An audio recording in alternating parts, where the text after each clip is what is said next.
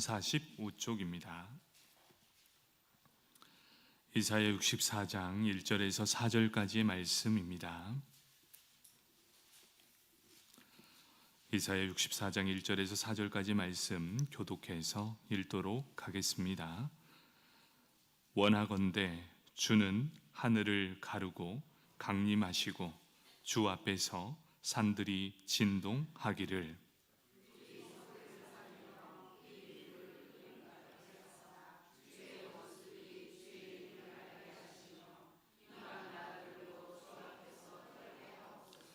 주께서 강림하사 우리가 생각하지 못한 두려운 일을 행하시던 그때에 산들이 주 앞에서 진동하였사오니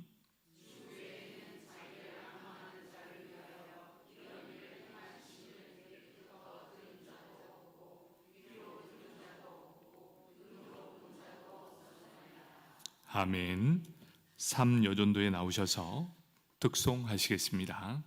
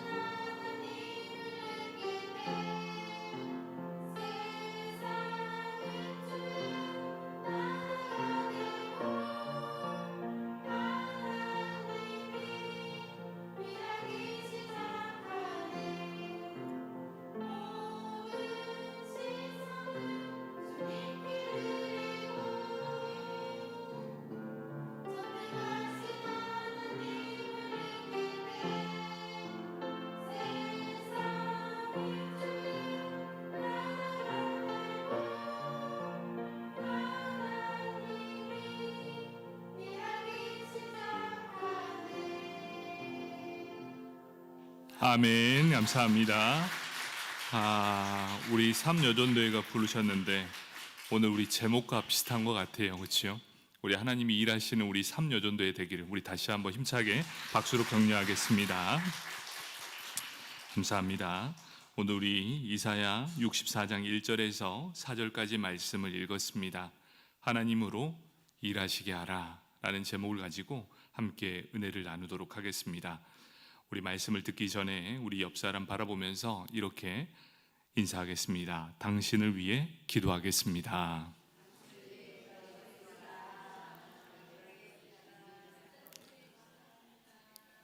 여러분 진짜 기도해 주셔야 돼요. 네, 여러분이 기도라는 건 그렇더라고요.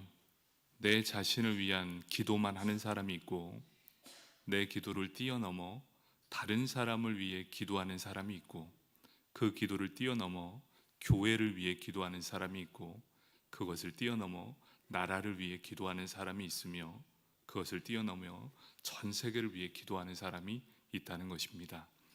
여러분은 지금 어떤 기도를 하고 계십니까? 여러분은 그저 나만을 위한 기도를 하고 계십니까? 여러분의 기도의 지경이 넓어져야 함을 보여주고 있다는 거예요. 우리 나만을 위한 기도 말고 진정으로 내 옆에 있는 분들을 위해서 기도하는 우리 성도님 되길 축복합니다. 우리 수요 예배 정도 나오시면 기도의 힘과 능력을 아실 것 아니에요. 오늘 우리가 이 기도의 힘과 능력을 계속해서 경험하게 되고 또 함께 은혜를 나눌 텐데, 여러분 이 기도의 능력을 믿으셔야 합니다. 가끔씩 저한테 너무나 어렵듯이 연락을 주시는 직전교회 권사님들이 계세요. 그 권사님들이 이렇게 전화합니다. 목사님, 하루에도 10번씩 전화하고 싶은데 목사님 바쁘실까봐 전화 못합니다. 이렇게 전화 못하지만 하루에 3번씩 꼭 기도하고 있습니다. 여러분, 저는 그 힘으로 사는 것 같아요. 그런데 여러분은 여러분의 교회 인재 장로교회를 위해서 얼마나 기도하고 계십니까? 정말 기도해야 돼요. 여러분, 거의 그냥 꾸역꾸역 예배 드리는 것, 그거 하나님이 기뻐하지 않으십니다. 여러분 예배 나오셨으면 살아계신 하나님 만나시고, 그리고 기도할 때도 좀 찬양할 때도 여러분 힘차게 하셔야 돼요.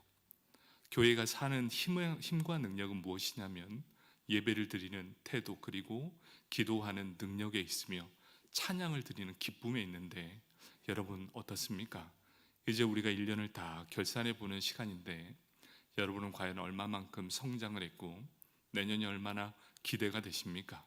먼저 우리 신앙을 좀 점검해 봅시다. 우리가 얼마나 하나님의 사랑을 많이 받고 있는지 한번 생각해 보시고, 우리가 억지로 나오는 예배가 아니라 기쁨의 예배를 드렸으면 좋겠고, 그리고 우리가 기도할 때도 나만을 위해, 내 문제를 위해 기도하는 것이 아니라 정말 하나님의 뜻 안에서 우리 모든 형제 자매들을 위해, 또 우리 교회를 위해 기도한다면 하나님이 그 예배를 참으로 기쁘게 받아 주실 줄 믿습니다. 우리 찬양도 한번 기쁘게 합시다. 왜 박수치면서 할까요? 여러분, 저도 손 아파요. 저도 느긋하게 부를 수 있습니다. 왜 그럴까요? 우리 영적으로도 깨어서 찬양하고 싶어서. 여러분, 이런 마음과 마음이 모아진다면 그냥 찬양을 그냥 빠른 곡으로 하는 것이 아니라 마음을 다해 박수치면서 할 때 어둠의 영도 떠나게 될 줄 믿습니다. 여러분, 왜 그렇게 하기 위해서 찬양을 먼저 넣는 거예요?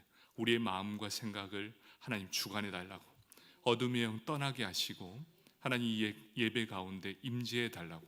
여러분, 예배는 그런 자세로 나와야 됩니다. 그리고 찬양을 할 때도 힘차게, 그리고 기도도 할 때 여러분 주여 한번 외치고 이러는 게 아니라 정말 내 간절한 소망을 담아 한번 기도해 보십시오. 능력이 일어나게 될 겁니다. 바로 우리 인제 장로교회가 기도가 또 찬양과 예배가 살아나는 그런 귀한 교회 되길 축복합니다. 아멘. 오늘 이 이사야 64장에 대해서 살펴볼 텐데, 이사야 58장부터 이제 마지막 장까지 이 이사야를 통해서 무엇을 말씀해 주고 있느냐? 신앙의 회복이 어떠한 것인가? 신앙의 회복이 어떻게 임하게 되는가? 그리고 하나님의 백성의 복된 미래가 이렇게 열릴 것이다. 이런 복된 말씀이 오늘 말씀이에요. 우리에게 하나님의 백성으로서 신앙을 회복하기를 원하고, 앞으로의 삶에 어떠한 어려움이 있더라도 복된 미래를 바라보면서 너희 이렇게 살아가길 원한다라는 기대함의 말씀이 오늘 본문의 말씀입니다. 이사야 64장은 하나님의 백성에게 베푸신 하나님의 구원이 어떤 것인지, 또 하나님의 용서를 떠올리면서 이사야 선지자가 드리는 중보 기도의 힘이라는 거예요. 여러분이 지금 이 말씀 이사야 64장은 바로 이사야 선지자의 도고라고도 하고 중보 기도라고도 하는 것입니다. 여러분, 이 이사야가 지금 이 땅에 서 있는 그 상황을 한번 보면 이렇습니다.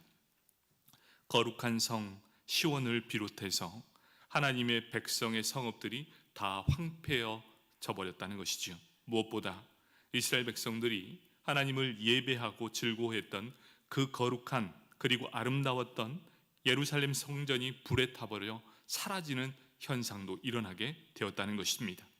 여러분, 하나님을 예배하고 싶었는데도 불구하고 하나님을 예배할 처소가 사라져 버렸다. 여러분 마음이 어떻겠습니까? 바로 그런 마음으로 다시금 중보 기도를 하고 나아가는 이 이사야의 마음이라는 것이죠. 그런 상황 속에서 이스라엘 백성들을 더욱더 고통스럽게 하는 것은 어떤 모습일까요? 그저 성전과 예루살렘의 모습이 사라졌기 때문은 아니었습니다. 그들이 가장 힘들었던 이유가 무엇이었느냐? 하나님을 알지 못하는 이방 족속들이 하나님을 모욕하고 이스라엘 백성의 신앙을 능멸하는 그런 상황 속에서 이사야는 치를 떨며 너무나 마음 아파했다는 거예요. 여러분, 지금 시대가 어찌 보면 딱 이 시대와 똑같은 것입니다. 여러분, 이럴 때에 우리가 이사야의 그 마음을 알아 함께 기도한다면 하나님의 능력이 임하게 될 줄 믿습니다. 아멘. 이사야 64장 2절 말씀은 이렇게 말씀합니다. 불이 섭을 사르며 불이 물을 끓임 같게 하사 주의 원수들이 주의 이름을 알게 하시며 이방 나라들로 주 앞에서 떨게 하옵소서. 이렇게 말씀하고 있습니다. 이방 민족들이 하나님을 알지 못하고 오만하게 행함을 암시하는 것이라고 합니다. 여기에 12절을 보니까 이렇게 말합니다. 여호와의 일이 이러하거늘 주께서 아직도 가만히 계시려 하시나이까? 주께서 아직도 잠잠하시고 우리에게 심한 괴로움을 받게 하시려 나이까? 이렇게 말하고 있습니다. 이유가 무엇입니까? 지금 이런 모욕과 또 이 능멸이 한순간에 이루어지는 것이 아니라 지금도 계속되어 있다. 그 상황과 현상이, 그 모든 모습이 오랫동안 지속당함으로 고통을 받고 있는 현실에 있다라는 사실을 보여주고 있다는 것입니다. 사랑하는 성도 여러분, 오늘 이 본문에서 핵심은 무엇일까요? 우리 하나님께서 우리를 위해 일하심을 강구하는 선지자의 모습을 그대로 보여주고 있다는 것입니다. 우리는 그럴 능력도 그럴 힘도 이제 더 이상 우리가 이 세상을 바꿀 어떠한 능력도 아무것도 가진 것이 없습니다. 하나님께서 세우신 이 나라, 하나님께서 이 땅을 보호하시고 지키시기를 간절히 기도하는 이 이사야 선지자의 간절한 마음이라는 것입니다. 사랑하는 성도 여러분, 기도의 능력은, 바로 기도의 힘은 우리 하나님을 우리로 하여금 일하게 만드는 힘이 있다는 것이죠. 여러분, 하나님을 일하게 하려면 그 원동력이 바로 기도라는 사실입니다. 기도의 능력, 기도의 힘은 바로 하나님을 움직이게 하는 힘에 있다는 사실입니다. 하나님을 우리를 위하여 일하시게 만드는 것, 하나님은 그것을 너무나 기뻐하신다라고 말씀하고 있다는 것입니다. 기도하는 자를 통해서 하나님을 일하게 하시는데 오히려 그것을 하나님은 기뻐하신다. 바로 이러한 사실은 우리로 하여금 큰 기쁨과 격려가 된다는 사실입니다. 하나님이 우리를 위해 일하신다. 이 얼마나 가슴 벅찬 일입니까? 우리가 기도하면 하나님이 일하신답니다. 여러분, 이 기도의 능력이 우리에게 있는데 지금 이 능력을 얼마만큼 사용하고 있으십니까? 우리가 기도하면 하나님이 우리를 위하여 일하신다는 사실을 믿으시길 바랍니다. 바로 우리 하나님은 살아계시는 하나님이시기 때문입니다. 그런데 우리가 자칫 잘못 이해하면 이 의미를 오해할 수 있다는 것이죠. 그렇다면 하나님이 우리를 위해 일하신다라는 의미가 무슨 말입니까? 첫 번째 의미가 이것입니다. 나는 그 일을 할 수 없습니다.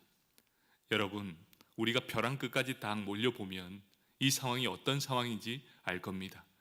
이사야 선지자는 지금 황폐해진 성전을 바라보고 하나님의 백성은 더 이상 하나님을 찾지 않고 하나님의 말씀은 사라져 버렸을 뿐만 아니라 이방 족속들은 하나님의 백성을 모욕하고 능멸하기 시작합니다. 너희 하나님은 없어. 너희 하나님은 우리 신에게 졌어. 이사야 선지자가 이때 할 수 있는 게 뭐밖에 없었겠습니까? 주님, 저는 이 나라와 이 땅에 일어나는 모든 일들을 바로잡을 수 있는 힘이 하나도 없습니다. 이렇게 능멸받고 이렇게 모욕을 받지만 나에겐 아무런 힘이 나에게 남아있지 않습니다라는 걸 솔직히 인정하며 나아가는 것, 거기서부터 시작된다는 것입니다. 나는 연약하여 아무것도 손쓸 수 없는 상황입니다. 나는 아무것도 할 수 없는 자, 이것을 인정하는 게 첫 번째.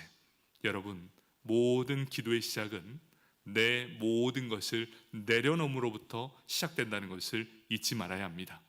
절대 하나님과 give and take 하지 마십시오. 이 말이 무슨 말인지 이해되실 것입니다. 이거 주시면 무얼 하겠습니다. 절대 하나님과 거래하지 마십시오. 서원 기도도 정말 잘 생각하고 하셔야 합니다. 하나님은 그것을 들으시기 때문입니다. 철저히 내려놓고 나는 아무것도 할 수 없습니다 라고 인정하는 게 첫 번째. 두 번째는 우리가 연약하기에 이 문제를 해결해 줄 강한 누군가를 반드시 필요하는 것, 그걸 아는 게 두 번째. 우리가 이걸 해결할 수 없기에 여러분 과연 누구를 찾고 있습니까? 이것이 두 번째. 세 번째는 무엇입니까? 우리 인생에서 나에게 가장 필요한 것을 해결해 줄 이가 오직 하나님이라는 사실을 인정하는 것, 그것이 세 번째라는 것입니다. 오직 하나님만이 우리 인생의 모든 고난과 아픔을 아시고 그 고난과 아픔을 극복할 수 있는 유일한 분이시라는 사실을 인정하고 그분을 의지하는 것, 이것이 바로 우리에게 반드시 필요하다는 사실입니다. 여러분, 과연 나에게 힘듦이 찾아왔을 때 누구를 의지하고 있으십니까? 바로 거기에서 우리가 하나님만을 의지하고 있느냐, 아니면 나의 다른 무엇, 그리고 하나님 위에 다른 것을 인정한다면 오늘 말씀을 통해 오직 하나님만을 찾으시는 저와 여러분이 되길 축복합니다. 아멘. 바로 결국 하나님께서 우리에게 말씀하고 싶었던 이 말씀을 정리하면 이렇습니다. 이제 너의 스스로 그 무거운 짐을 지고 가는 부담과 고생에서 해방되기를 원하고 계시다는 사실입니다. 여러분, 우리는 기도한다고 하면서도 여전히 무거운 짐을 가득 지고 가는 사람이 참으로 많습니다. 여러분, 기도하고 예배드리고 찬송드리고 우리가 모든 예배를 드리면서도 온갖 근심과 걱정이 가득 넘치는 사람을 우리는 어디서나 볼 수 있다는 것이죠. 여러분, 세상에서 가장 행복한 사람이 누구여야 되냐면 예수 믿는 사람이어야 합니다. 여러분, 행복하십니까? 내일에 대한 기대가 있으십니까? 예수 믿는 사람이 온갖 근심과 걱정은 다 가지고 있어요. 이래서 걱정, 저래서 걱정. 참, 여러분, 이런 걱정 하나님은 우리에게 말씀해 주시지 않습니까? 그 걱정 던져버리라. 여러분, 기도하는 사람들에게 가장 특권이 무엇이냐면 너의 그 무거운 짐 내가 대신 져줄 테니 이 부담과 고생에서 해방되길 원하시는 분, 그분이 하나님이시라는 것이죠. 이제 이 땅, 이 나라, 너의 짐을 나에게 던져라. 내가 이제 너의 마음을 받았으니 이제 내가 이 세상과 이 나라를 새롭게 할 것이다. 바로 이것이 하나님 나라의 하나님이 일하시는 방식이라는 것입니다. 이제 이 무거운 짐을 하나님께 던져 버립시다. 그러함으로 하나님께서 일하게 하십시다. 바로 이것이 오늘 말씀의 핵심이라는 것입니다. 하나님은 기꺼이 우리를 일하시게 하시는, 우리를 위하여 일하시는 분이라는 사실을 믿으시길 축복합니다. 아멘. 그러면 하나님이 일하시면 어떠한 일이 일어나는가? 이것이 바로 우리가 읽었던 64장 1절에서 4절까지의 말씀입니다. 총 4가지의 일들, 바로 놀라운 기적과 같은 일들이 일어나는데 바로 1절입니다. 원하건대 주는 하늘을 가르고 강림하시고 주 앞에서 산들이 진동하기를. 바로 이 첫 번째가 무엇이라고 합니까? 주 앞에서 산들이 진동하게 될 것이다. 우리말 성경을 보니까 더 정확하게 표현되어 있어요. 우리말 성경으로 어떻게 하느냐? 주께서 하늘을 손으로 찢으시고 내려오시면 산들이 주 앞에서 벌벌 떨 것입니다. 이 표현이 저는 더 마음에 들었어요. 우리가 하나님이 어떠한 일을 행하십니까? 라고 했더니 하나님께서 뭐라고 하시냐면, 하나님께서 하늘을 손으로 쫙 찢으면서 내려오신답니다. 얼마나 급했으면 하늘을 찢고 내려오신다라고 말씀합니까? 하나님께서 바로 하늘을 손으로 찢으시고 내려오면 아무리 거대한 산일지라도, 여기에 산으로 대변되는 것은 바벨론이라는 것이지요. 이 바벨론과 같은 세상 권력도 하나님 앞에서 벌벌 떨게 될 것이다. 여러분, 이것을 나의 문제라고 한번 생각해 보십시오. 내 모든 문제, 아무리 커다란 문제가 있을지라도 하나님께서 하늘을 찢고 내려오시면 하나님 앞에서 그 모든 것이 벌벌 떨게 될 것이다. 이렇게 말씀하고 있다는 것이지요. 하나님이 하시면 됩니다. 하나님이 일하시면 됩니다. 하나님이 어떻게 하신다고요? 하늘을 찢고 내려오신다. 여러분, 얼마나 하나님은 우리의 기도를 들으려고 하실까요? 하나님은 지금 일하려고 준비하고 있습니다. 너의 기도가 들리면 바로 하늘을 찢고 내려올 기세, 그게 바로 첫 번째입니다. 두 번째는 2절 말씀입니다. 불이 섭을 사르며 불이 물을 끓임 같게 하사 주의 원수들이 주의 이름을 알게 하시며 이방 나라들로 주 앞에서 떨게 하옵소서. 이렇게 말씀하고 있습니다. 이방 나라들 주 앞에서 벌벌벌벌 떨게 하신다. 불의 특성 중 하나는 태우는 것입니다. 무엇이든지 불이 붙으면 흔적도 없이 사라지게 됩니다. 그 불을 제어하는 것이 물인데 그 강력한 불 앞에서는 물도 말라 버린다. 이것이 바로 우리 엘리야 선지자가 했던 그 기적을 보여주는 내용입니다. 불과 같이 강력하신 하나님의 강림, 우리는 그것을 임재라고 말씀하는데, 하나님께서 이 땅에 임재하실 때 이방 사람들, 너희를 대적하는 모든 사람들에게 하나님이 누구신지를 알게 해 주실 뿐만 아니라 하나님 앞에서 벌벌 떨게 만들 것이다. 이게 바로 하나님의 귀한 일하심입니다. 세 번째는 우리가 생각지도 못한 두려운 일들을 행하신다라고 말씀해 주고 있습니다. 3절 말씀입니다. 주께서 강림하사 우리가 생각지도 못한 두려운 일을 행하시던 그때의 산들이 주 앞에서 진동하였사오니, 이렇게 말씀하고 있습니다. 이 말씀은 어떤 내용이냐면 이스라엘 백성이 출애굽을 하게 됩니다. 그리고 시내 광야 앞에 머무를 때 하나님께서 시내산에 강림하신 이 사건을 다루고 있는 회상의 내용입니다. 그때 하나님께서는 이스라엘 자손이 생각지도 못한 두려운 일을 행했다라고 고백하고 있다는 것이죠. 살아계신 하나님께서 임재하셨습니다. 바로 생각지도 못했던, 기대하지도 않았던 바로 그런 일들이 너희 눈앞에 일어나게 될 것이다. 과거 사람들이 기대하지 않았던 방법으로 역사하셔서 하나님의 하나님 되심을 드러내심 같이 이제 나도 또한 이 자리에 너희에게 아주 생각지도 못하고 기대하지도 못했던 그 어마어마한 일들을 너희 앞에 보여줄 것이다 라고 분명하게 말씀해 주고 있습니다. 이 일이 무엇입니까? 4절의 말씀인데요, 주 외에는 자기를 앙모한 자를 위하여 이런 일들을 행한 신을 옛부터 들은 자도 없고 귀로 들은 자도 없고 눈으로 본 자도 없나이다. 이렇게 말씀합니다. 지금까지 옛날에 들은 적 없고 귀로 들은 자가 없고 눈으로 본 자가 없는 이 일을 너희를 향해 행하게 될 것이다 라고 말씀해 주고 있다는 것입니다. 그러면 우리가 더 열심히 알아야 되는 이 강력한 일들을 행하시는데 누구에게 이런 일들을 행하게 하시는가? 바로 이것이 우리에게 주어진 숙제입니다. 과연 이러한 모든 일들이 어떤 누구를 위해 하시는가? 그것이 바로 64장 4절 상반절에 있습니다. 주 외에는 자기를 앙망하는 자를 위하여, 이렇게 말씀하고 있습니다. 이 말씀이 무엇입니까? 하나님을 앙망하는 자, 오직 하나님 한 사람만을 앙망하는 자를 위해 이러한 기적을 행하신다라고 말씀하고 있습니다.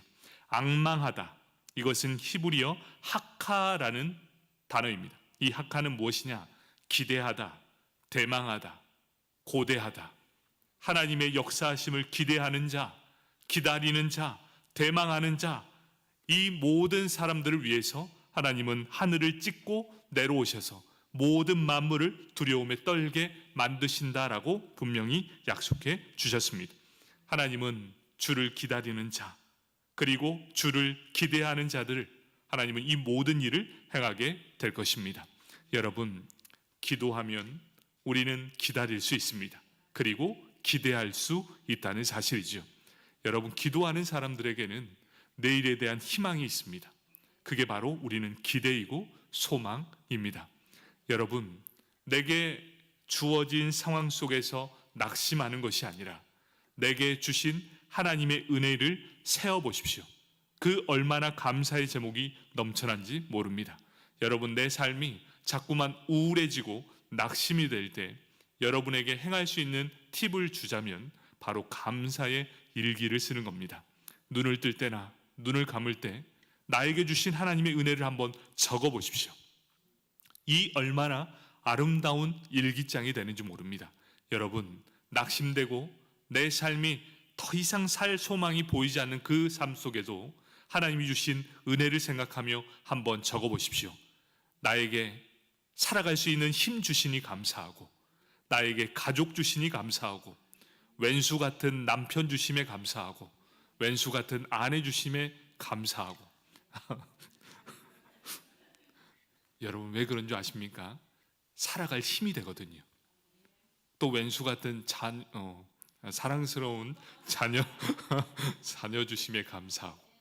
여러분, 우리에게 한번 적어 보십시오. 내가 몸이 연약하여 하나님 찾게 하심에 감사하고, 나를 괴롭힌 사람 때문에 기도할 수 있음에 감사하고. 여러분, 이런 감사의 기도의 제목을 한번 적어 보십시오. 그것이 우리 삶의 기도가 될 것이고 하나님을 움직이는 귀한 온동력이 된다는 사실입니다. 우리 연약함을 인정하십시다.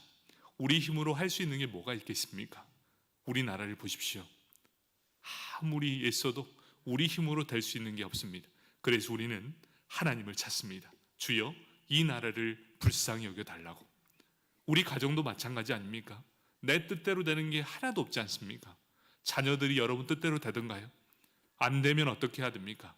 우리의 연약함을 인정하고 하나님, 우리 가정을 불쌍히 여겨달라고 기도하시고, 또 무엇을 위해 기도해야 됩니까?